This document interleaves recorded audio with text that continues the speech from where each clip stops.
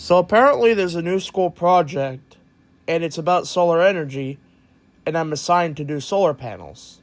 And it has to be in presentation form. Oh, I can do better than that. Let's go over to the solar farm near my house so we can do the school project and present it there.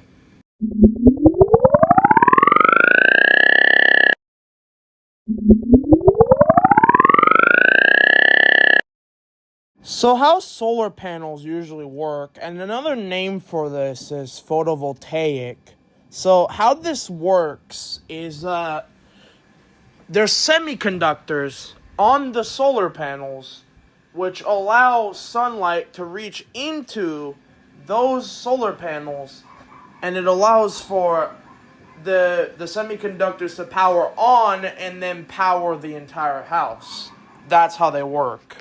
The people who use solar panels are as follows: residential owners and companies.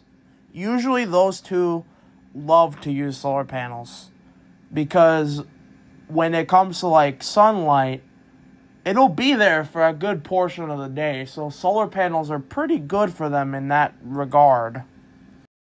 Although I bet companies spend hundreds of millions of dollars on solar panels only to power their facilities. Nah, imagine what it would be like if you could power a car with solar energy.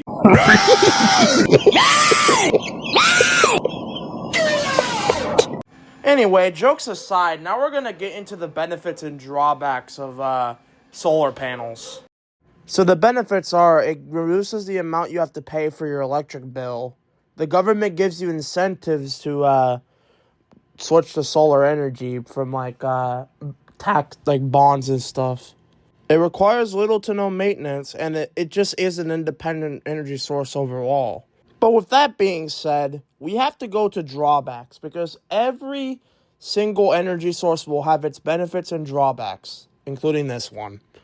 So the drawbacks are installing them for the first time. It costs a lot to install them. The sun isn't always out, so at night or cloudy days, it just doesn't work for generating power. And it overall just changes the look of the houses and makes them look like an eyesore, which some do not like, by the way.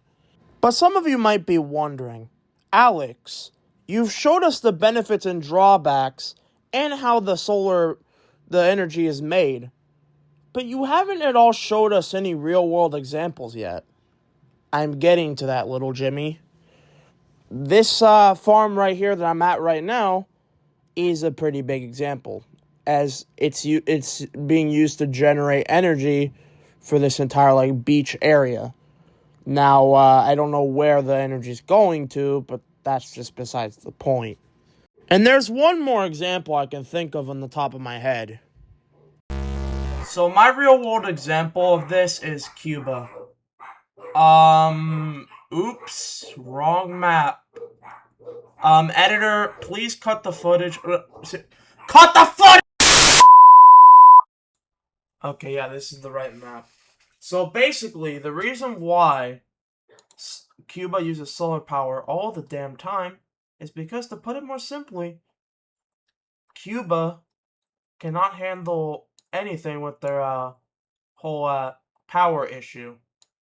And especially seeing as Venezuela, their main supplier, is no longer supplying them, so no oil going to Cuba.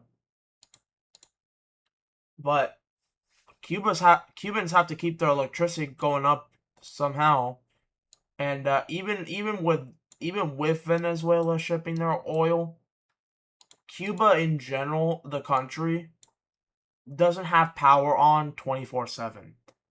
They always have major power cuts throughout the entire day, and I would know because I've actually been to Cuba and I've experienced these.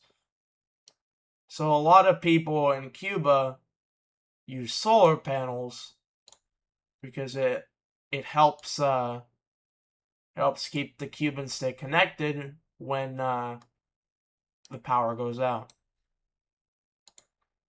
So yeah, that's pretty much the reason why Cuba is like that, using solar panels and everything.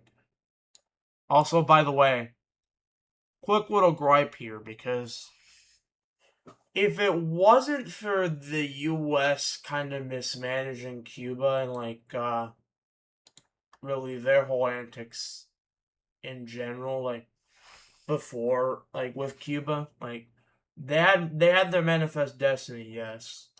Cuba I don't think was at all treated well during that. So it's kind of the US's fault to an extent that the communist government in Cuba is up and running. But also it's kind of their fault for escalating this further, because their whole embargo on Cuba kind of prevented them from a lot of things. So yeah, it's the US's fault for for the whole thing in Cuba. And then it's Europe's fault for even colonizing the Americas in general, really. But again, Europe is just easy to hate for because of their colonialism. And I mean, I'm gonna be for real, not all of Europe was participating in it. I mean, really, it was just Western Europe. If we were to draw a rough outline of what countries participated in, actually, no, I don't even need to draw a rough outline. I can just select all the countries that participated in colonialism right now. Of course, not in that color.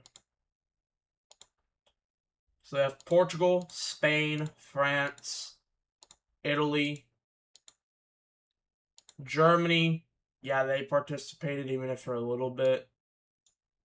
Belgium and Netherlands.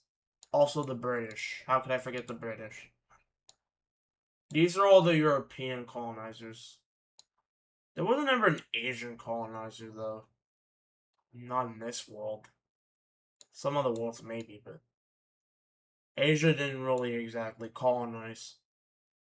I mean, unless we count Japan, I would probably, it's loose there. But oh yeah, actually Russia technically colonized too. They had Alaska. Sure, it wasn't a big colony, but they still colonized nonetheless, so they count. But yeah, other than that, that's everyone. The US doesn't count because Liberia wasn't technically owned by them. So yeah, anyway, that just ends this video now. Don't forget to like and subscribe, and I'll see you guys in a new video. Peace out.